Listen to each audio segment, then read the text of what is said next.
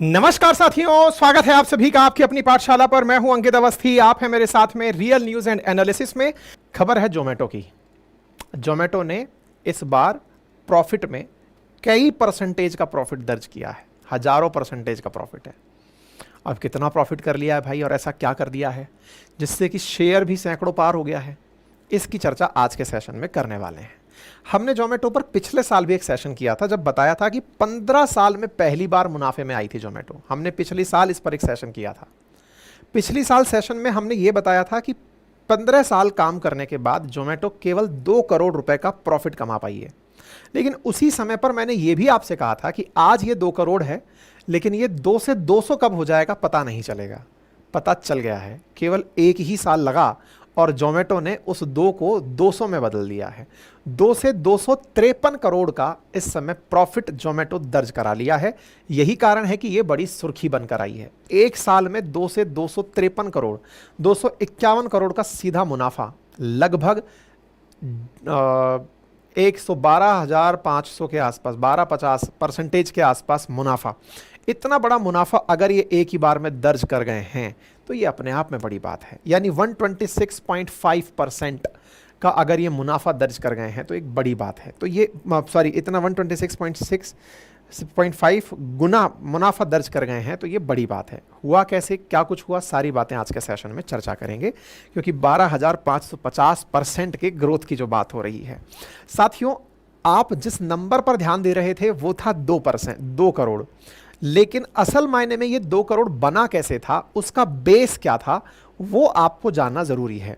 जोमेटो ने पिछले साल जो 2 करोड़ रुपए का मुनाफा कमाया था, उसके लिए जो उसका ऑपरेशनल रेवेन्यू था, ऑपरेशनल रेवेन्यू 4,206 करोड़ रुपए बढ़ करके हो चुका है। पिछली बार वो 2,400 करोड़ था।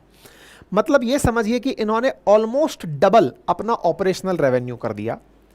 इनकी जो इनकम है वो बढ़ी, टोटल इनकम में इजाफा हुआ, टोटल खर्च में इजाफा हुआ, इसलिए नेट प्रॉफिट ये निकल कर आया। अब इसको पढ़ने का प्रयास करते हैं कि क्या लिखना चाह रहे हैं ये।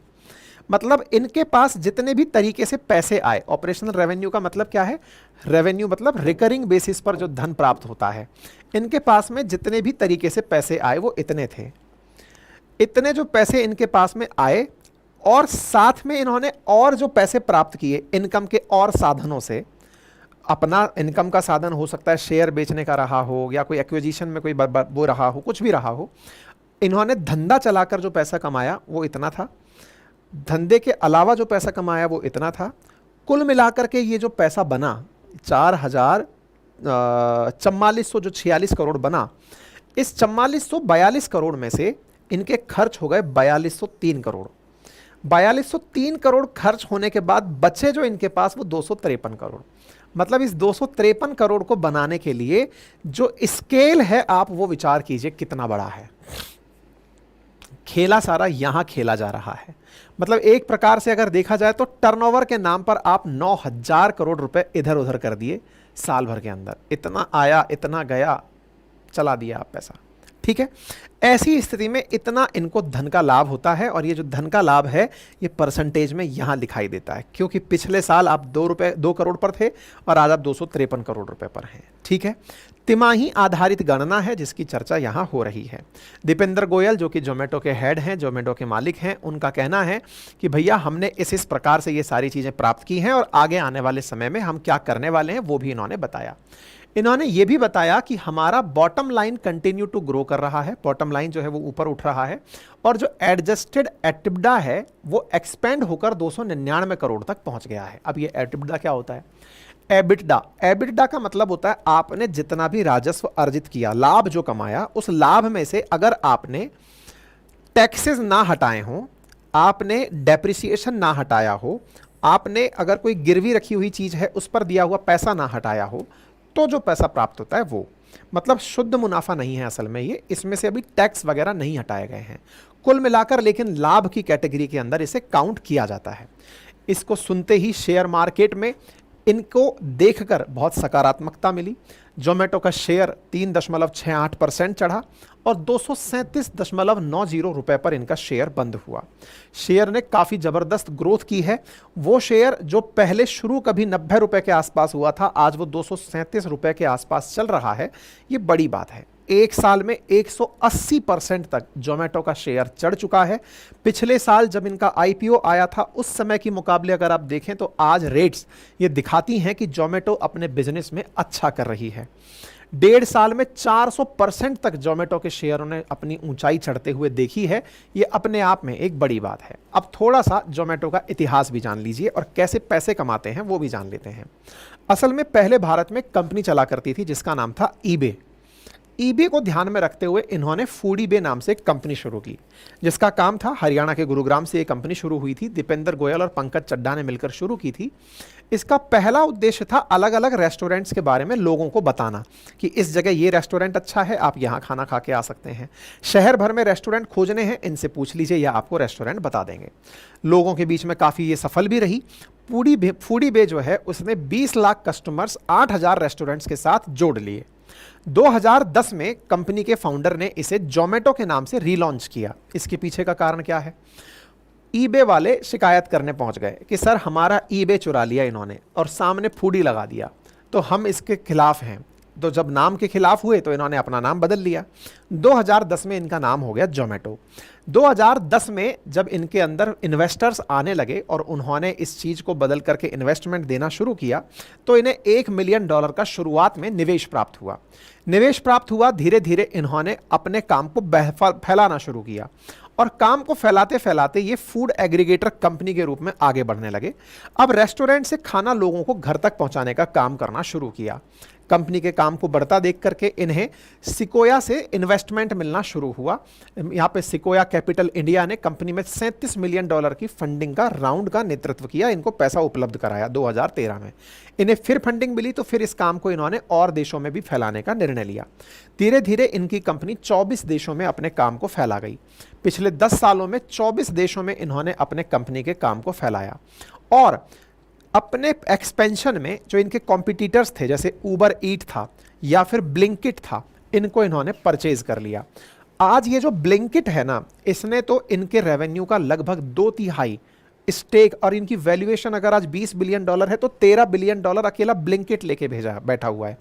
जिन लोगों के पास ब्लिंकिट है वो जानते होंगे, जिनको नहीं पता है, बहुत से छोटे शहरों में सेम डे डिलीवरी, अभी तक जोमेटो खाने की डिलीवरी करता था, लेकिन अगर आपको कोई भी ग्रॉसरी आइटम मंगाना है, चाहे सब्जी मंगानी है, माचिस की पुड़िया मंगानी है, आप जो मंगाना चाहें, आपको सेम टाइम पर कुछ ही मिनटों के अंदर आपके घर पर डिलीवर कर रहा है ब्लिंकिट। जिन जिन शहरों में उपलब्ध है वहां पर लोगों ने इसका बहुत लाभ उठाया है। ठीक है, तो जोमेटो की जो अपनी जर्नी रही, जो पहले एक रेस्टोरेंट को खोजने भर का काम करने वाला एप्लीकेशन था, वो धीरे धीरे लोगों को खाना पहुंचाने लगा। खाना पहुंचाने के साथ साथ फिर लोगों को रेस्टोरेंट में भेजने लगा।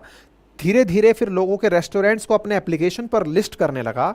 लोगों के बीच में अपने एप्लीकेशन को एक तरह से रेस्टोरेंट्स का गूगल की तरह से बनाने लगा।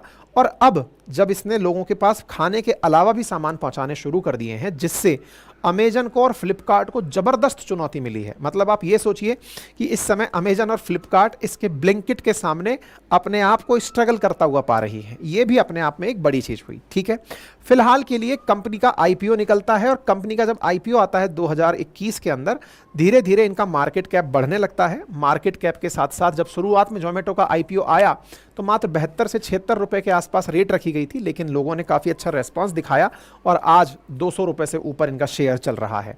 अब चूंकि कंपनी शेयर मार्केट में आ चुकी है, तो जो मुनाफा इन्होंने दर्ज किया है, इससे शेयर मार्केट में जो लोग हैं जो ट्रेड कर रहे हैं, इनके शेयर को खरीद फरोख्त कर रहे हैं, वो इनके शेयर को और इज्जत देंगे कि हाँ भाई कंपनी ग्रो कर रही है, सकारात्मक रूप से आगे बढ़ रही है।